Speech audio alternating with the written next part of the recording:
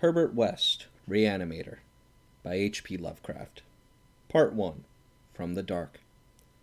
Of Herbert West, who was my friend in college and in afterlife, I can speak only with extreme terror.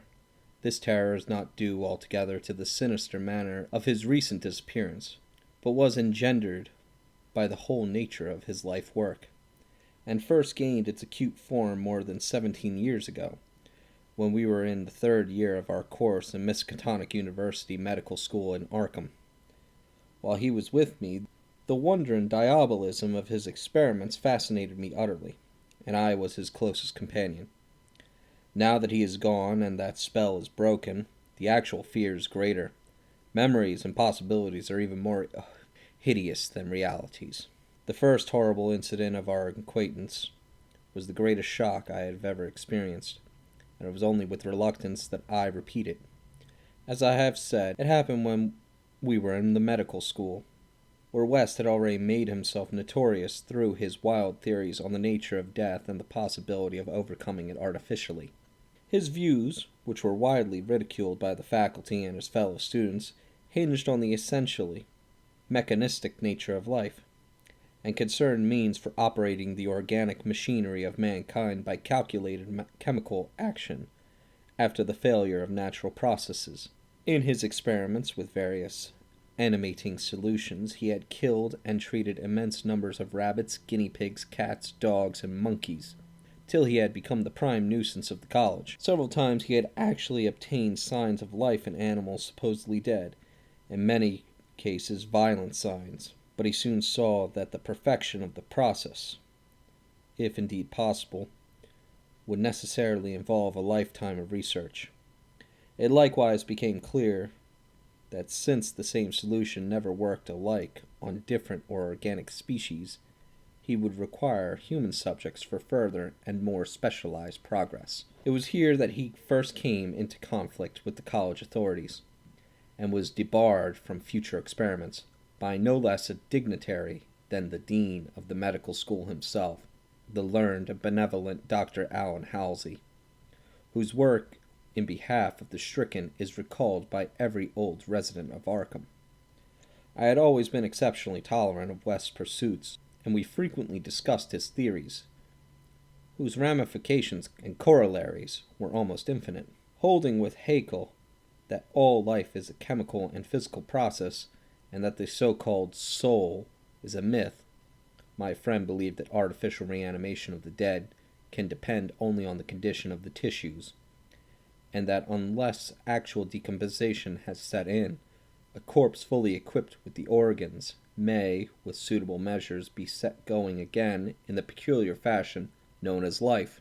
That the psychic or intellectual life might be impaired by the slight deterioration of sensitive brain cells, which even a short period of death would be apt to cause, West fully realized. It had at first been his hope to find a reagent which would restore vitality before the actual advent of death. The only repeated failures on animals had shown him that the natural and artificial life motions were incompatible. Even then sought extreme freshness of his specimens, injecting his solutions into the blood immediately after the extinction of life. It was this circumstance which made the professors so carelessly skeptical, for they felt that true death had not occurred in any case. They did not stop to view the matter closely and reasoningly. It was not long after the faulty had interdicted his work that West confided to me his resolution to get fresh human bodies in some manner, and continue in secret the experiments he could no longer perform openly. To hear him discussing ways and means was rather ghastly, for at the college we had never procured anatomical specimens ourselves. Whenever the morgue proved inadequate, 2 local Negroes attended to this matter, and they were seldom questioned. West was then a small, slender, spectacled youth with delicate features, yellow hair, pale blue eyes, and a soft voice, and it was uncanny to hear him dwelling on the relative merits of Christ Church Cemetery and the Potter's Field.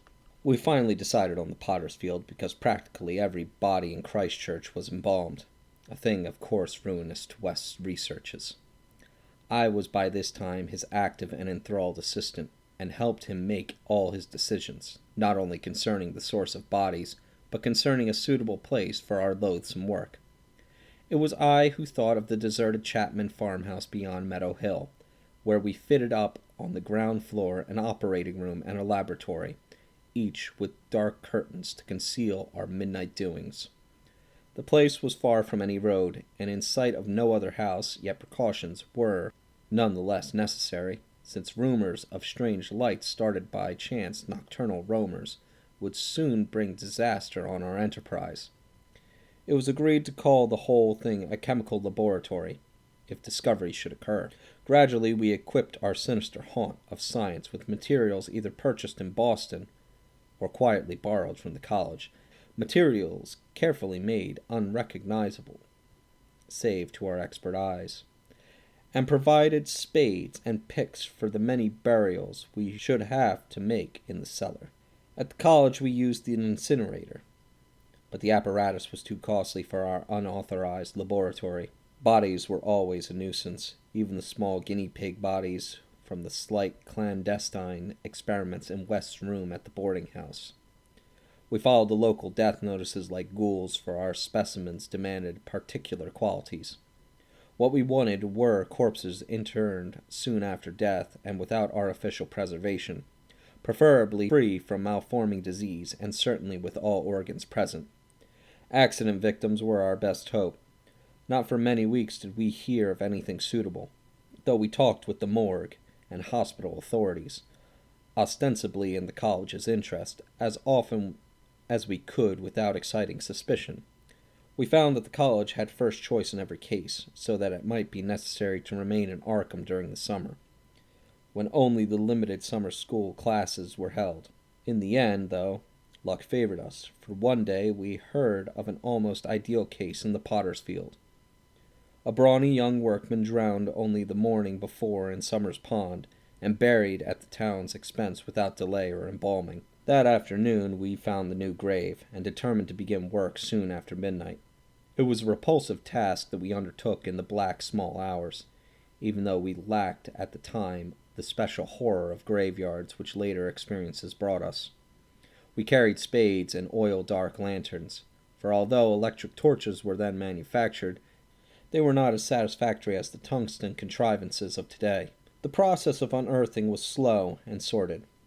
It might have been gruesomely poetical if we had been artists instead of scientists, and we were glad when our spades struck wood. When the pine box was fully uncovered, Wes scrambled down and removed the lid, dragging out and propping up the contents. I reached down and hauled the contents out of the graveyard, and then both toiled hard to restore the spot to its former appearance. The affair made us rather nervous, especially the stiff form and vacant face of our first trophy, but we managed to remove all traces of our visit. When we had patted down the last shovelful of earth, we put the specimen in a canvas sack and set out for the old Chapman place beyond Meadow Hill. On an improvised dissecting table in the old farmhouse, by the light of a powerful acetylene lamp, the specimen was not very special looking. It had been a sturdy and apparently unimaginative youth of wholesome plebeian type, large-framed, gray-eyed, and brown-haired. A sound animal without psychological subtleties, and probably having vital process of the simplest and healthiest sort. Now, with the eyes closed, it looked more asleep than dead, though the expert test of my friend soon left no doubt on that score. We had at last what West had always longed for, a real dead man of the ideal kind, ready for the solution as prepared accordingly to the most careful calculations and theories for human use. The tension on our part became very great. We knew that there was scarcely a chance of anything like complete success, and could not avoid hideous fears at possible grotesque results of partial animation. Especially were we apprehensive concerning the mind and impulses of the creature, since in the space following death some of the more delicate cerebral cells might well have suffered deterioration. I, myself, still held some curious notions about the traditional soul of man, and felt an awe at the secrets that might be told by one returning from the dead. I wondered what sights this placid youth might have seen in inaccessible spheres, and what he could relate if fully restored to life. But my wonder was not overwhelming. since for the most part I shared the materialism of my friend. He was calmer than I as he forced a large quantity of his fluid into a vein of the body's arm, immediately binding the incision securely. The waiting was gruesome, but West never faltered. Every now and then he applied his stethoscope to the specimen, and bore the negative results philosophically. After about 3/4 of an hour without the least sign of life, he disappointedly pronounced the solution inadequate, but determined to make the most of his opportunity and try one change in the formula before disposing of the ghastly prize.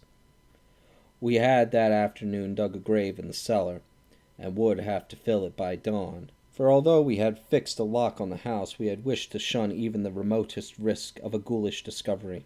Besides, the body would not be even approximately fresh the next night, so taking the solitary acetylene lamp into the adjacent laboratory, we left our silent guest on the slab in the dark, and bent every energy to the mixing of the new solution, the weighing and measuring supervised by West with an almost fanatical care.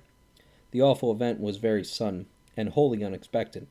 I was pouring something from one test tube to another, and West was busy over the alcohol blast lamp, which had to answer for a Bunsen burner in his gasless edifice.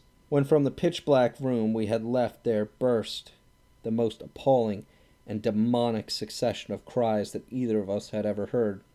Not more unutterable could have been the chaos of hellish sound if the pit itself had opened to release the agony of the damned, for in one inconceivable cacophony was centered all the supernal terror and unnatural despair of inanimate nature. Human it could not have been. It is not in man to make such sounds, and without a thought of our late employment, or its possible discovery, both West and I leaped to the nearest window like stricken animals, overturning tubes, lamp, and retorts, and vaulting madly into the starred abyss of the rural night. I think we screamed ourselves as we stumbled frantically toward the town, though as we reached the outskirts we put on a semblance of restraint, just enough to seem like belated revelers staggering home from a debauch. We did not separate, but managed to get to West's room, where we whispered with the gas up until dawn.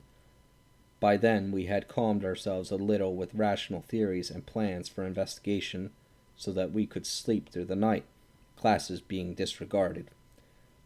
But that evening 2 items in paper, wholly unrelated, made it again possible for us to sleep.